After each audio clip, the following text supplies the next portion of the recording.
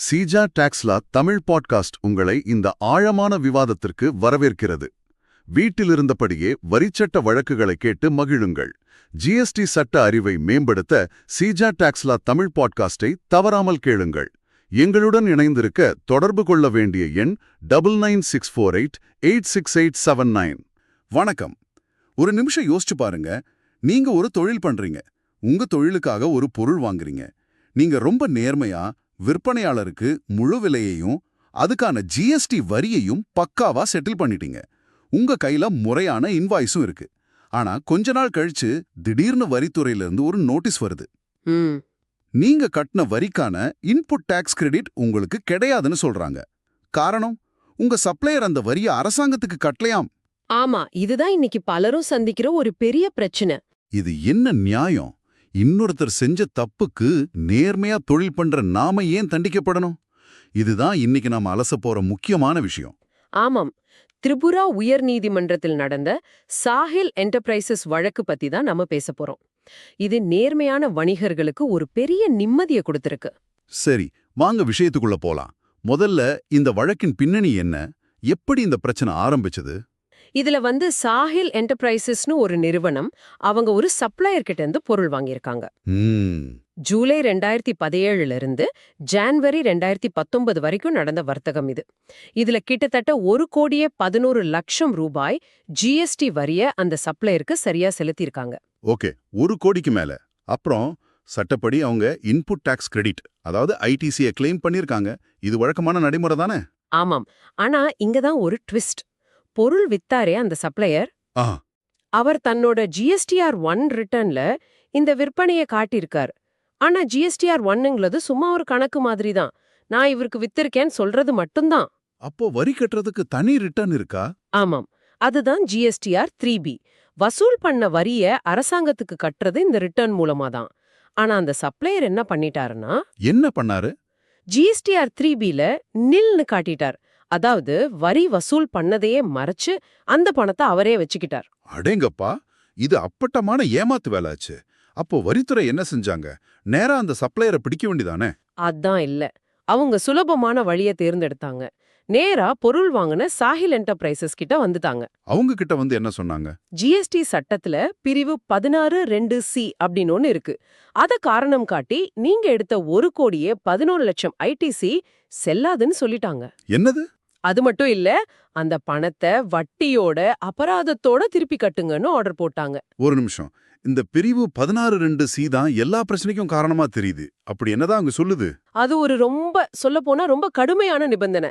அதாவது, நீங்க ஐடிசி எடுக்கணும்னா நீங்க உங்க சப்ளையருக்கு வரி கட்டுனா மட்டும் பத்தாது. அப்புறம் உங்க சப்ளையர் உங்ககிட்ட வாங்கின வரிய உண்மையிலேயே அரசாங்கத்தோட கருவூலத்துல கட்டி இருக்கணும். இது எப்படிங்க சாத்தியம்?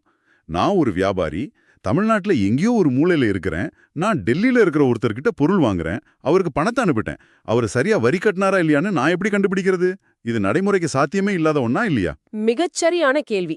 இதுதான் சாஹில் என்டர்பிரைசஸ் சார்பா நீதிமன்றத்துல வைக்கப்பட்ட மிக முக்கியமான வாதம். அவங்க என்ன வாதிட்டாங்க?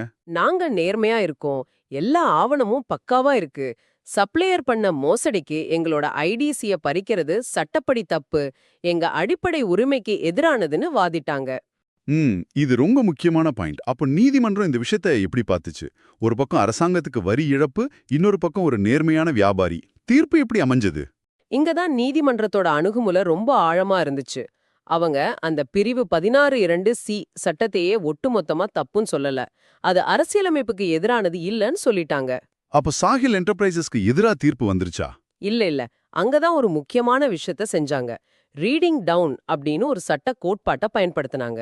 ரீடிங் டவுன், அது கொஞ்சம் சட்ட ரீதியா நுட்பமா இருக்கே, கொஞ்சம் புரியுற மாதிரி சொல்ல முடியுமா? கண்டிப்பா. இப்ப ஒரு பூங்காவுல வாகனங்களுக்கு அனுமதி இல்லைன்னு போர்டு இருக்குன்னு வச்சுக்கோங்க. சரி. இந்த விதிய அப்படியே எடுத்துக்கிட்டா ஒரு சின்ன குழந்தை ஓட்டிட்டு வர சைக்கிள் கூட வாகனம் தான்.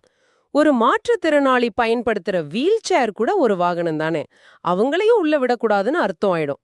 ஆமா, அது தப்பாச்சே. அந்த விதியோட உண்மையான நோக்கம் என்ன? பெரிய வண்டிகளால வர தொந்தரவை தடுக்கிறது தான். ரீடிங் டவுன்னா இதுதான். ஒரு சட்டத்தை குருட்டுத்தனமா வார்த்தைக்கு வார்த்தை பார்க்காம அதோட நோக்கம் என்னன்னு பார்த்து அதுக்கேத்த மாதிரி அதோட எல்லைய சுருக்கிறது. அருமையான விளக்கம். அப்போ இந்த வழக்குல அந்த பிரிவு 16(2)(c)ய நீதிமன்றம் எப்படி சுருக்கி பார்த்துச்சு? நீதிமன்றம் ரொம்ப தெளிவா சொல்லிட்டாங்க. இந்த பிரிவு வாங்குறவரும் விக்கிறவரும் கூட்டு சதி பண்ணி அரசாங்கத்தை ஏமாத்துற மோசடியான பரிவர்த்தனைகளுக்கு மட்டும்தான் பொருந்தும். ஓ, ஒரு வர்த்தகம் உண்மையா நேர்மையா நடந்திருந்தா, வாங்குறவர் வரி கட்டினதுக்கு ஆதாரம் வச்சிருந்தா, சப்ளையர் பண்ண தப்புக்காக வாங்குறவரோட ஐடிசிய பறிக்கவே கூடாதுன்னு தீர்க்கமா சொல்லிட்டாங்க. அப்போ திருடனோட சேர்ந்து திருடுறவனை தண்டிக்கிறதுக்கு பதிலா திருடனால் பாதிக்கப்பட்ட அப்பாவிய தண்டிக்கிற கருவியா அந்த சட்டத்தை பயன்படுத்தக்கூடாதுன்னு சொல்லிட்டாங்க. அப்படிதானே? மிகச்சரியா சொன்னீங்க. அது மட்டும் இல்ல, இந்த வழக்குல வரித்துறையோட நடவடிக்கையிலேயே ஒரு முக்கியமான பாயிண்ட நீதிமன்றம் கண்டுபிடிச்சது. அப்படியா? அது என்ன? ஜிஎஸ்டி சட்டத்துல வரி ஏய்ப்புக்கு 2 முக்கிய பிரிவு இருக்கு. பிரிவு 73 மோசடி நோக்கம் இல்லாம நடக்கிற தப்புகளுக்கு, பிரிவு 74 வேணும்னே திட்டம் போட்டு ஏமாத்துறதுக்கு. சரி. இந்த வழக்குல வரித்துறையிலேயே சாஹில் என்டர்பிரைசஸ் மேல பிரிவு 74 பயன்படுத்தல, அவங்க பிரிவு 73 தான் பயன்படுத்தி இருந்தாங்க. ஒரு நிமிஷம். அப்போ வரித்துறையே சாஹில் என்டர்பிரைசஸ் வேணும்னே மோசடி பண்ணலனே அவங்களே ஒத்துக்கிட்ட மாதிரி தானே ஆச்சு? எக்ஸாக்ட்லி. நீதிமன்றம் இதை குறிப்பிட்டு, நீங்களே வாங்குறவர் மேல மோசடி குற்றச்சாட்டு வைக்காத போது சப்ளையரோட மோசடிக்கு இவரை எப்படி நீங்க தண்டிக்க முடியும்னு ஒரு நேரடியான கேள்வியை கேட்டாங்க. கடைசியில வரித்துறை போட்ட உத்தரவை ரத்து பண்ணி அந்த 1,11,00,000 ரூபாய் ஐடிசிய உடனடியா சாஹில் என்டர்பிரைசஸ்க்கு கொடுக்கணும்னு உத்தரவு போட்டுட்டாங்க. இது அவங்களுக்கு கிடைச்ச மிகப்பெரிய வெற்றி. ஆனா இத கேட்டுக்கிட்டு இருக்கிற மத்த வியாபாரிகளுக்கு இது எப்படி உதவும்? இது திரிபுரா உயர்நீதிமன்ற தீர்ப்பு தானே. இது தமிழ்நாடுல இருக்கிற ஒருத்தருக்கு எப்படி பொருந்தும்? நல்ல கேள்வி. சட்டப்படி ஒரு உயர்நீதிமன்ற தீர்ப்பு மத்த மாநிலங்களை கட்டுப்படுத்தாது. ஆனா இது ஒரு சட்ட போக்கை, அதாவது ஒரு ஜுடிஷியல் ட்ரெண்ட உருவாக்குது. ஓ, உச்சநீதிமன்றத்தோட முந்தைய தீர்ப்புகளோட அடிப்படையில தான் இந்த தீர்ப்பும் இருக்கு. மெட்ராஸ் உயர்நீதிமன்றம் உட்பட பல நீதிமன்றங்கள் இதே மாதிரி கருத்துக்களை சொல்லியிருக்காங்க. அதனால இது மத்த நீதிமன்றங்களுக்கு ஒரு வலுவான வழிகாட்டுதலா அமையும். சரி. ஆனா வரித்துறை தரப்புல இருந்து ஒரு வாதம் வருமே.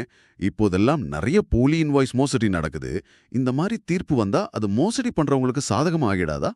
இல்ல, அந்த வாதம் சரியில்ல. இந்த தீர்ப்பு மோசடிய ஆதரிக்கல. அது என்ன சொல்லுதுன்னா, உண்மையான குற்றவாளிய போய் பிடிங்கன்னு சொல்லுது. வரித்துறை கிட்ட புலனாய்வு பிரிவு, அமலாக்க பிரிவுன்னு எவ்ளோ பெரிய சக்தி இருக்கு. வரிய வாங்கி ஏமாத்தின சப்ளையரை கண்டுபிடிக்கிறதான் அவங்க வேலை. அதை விட்டுட்டு அடுத்த கண்ணில இருக்கிற ஈஸியா பிடிக்க முடியற வாங்குறவரை தண்டிக்கிறது பிரச்சனையை இடமாத்துறது மாதிரி. சரிதான். அப்போ இந்த தீர்ப்புல இருந்து நம்ம நேயர்கள், அதாவது தொழில் பண்றவங்க எடுத்துக்க வேண்டிய முக்கியமான பாடங்கள் என்னென்ன? இதுல ஒரு 4 முக்கியமான விஷயங்கள் இருக்கு. 1, பொறுப்பு மாற்றம்.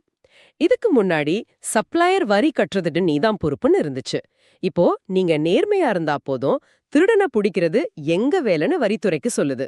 ரெண்டாவது சாத்தியமற்ற செயல்ங்கிற வாதம்.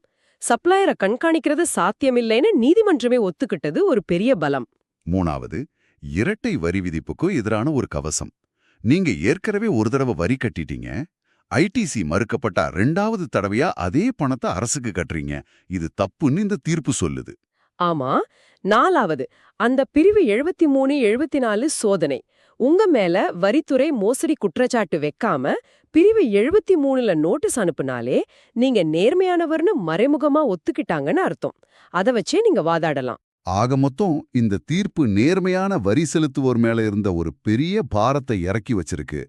பிரச்சனையின் மூல காரணத்தை சரி பண்ணுங்கன்னு வரித்துறைக்கு ஒரு தெளிவான செய்தியை சொல்லியிருக்கு. ஆமா, இது அடுத்த கட்ட சிந்தனைக்கும் ஒரு வழிய திறக்குது. அதாவது வாங்குறவர் என்ன செய்யணும்னு கேட்கறத விட, வரிய வசூலிச்சு ஏமாத்துற சப்ளையர்களை உடனடியா எப்படி கண்டுபிடிக்கலாம், அதுக்கு அரசாங்கம் என்ன தொழில்நுட்பத்தை பயன்படுத்தணும். ஆமா, அதுதான் முக்கியமான கேள்வி.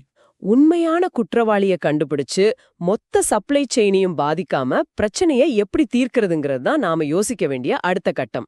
இந்த தீர்ப்பு அந்த உரையாடல ஆரம்பிச்சு வச்சிருக்கு. இது சீஜா டாக்ஸ்லா தமிழ் பாட்காஸ்ட், உங்கள் GST legal learning partner. GST சட்டம் பேசும் உங்கள் தோழன். எங்களுடன் இணைந்திருக்க தொடர்பு கொள்ள வேண்டிய எண் 9964886869.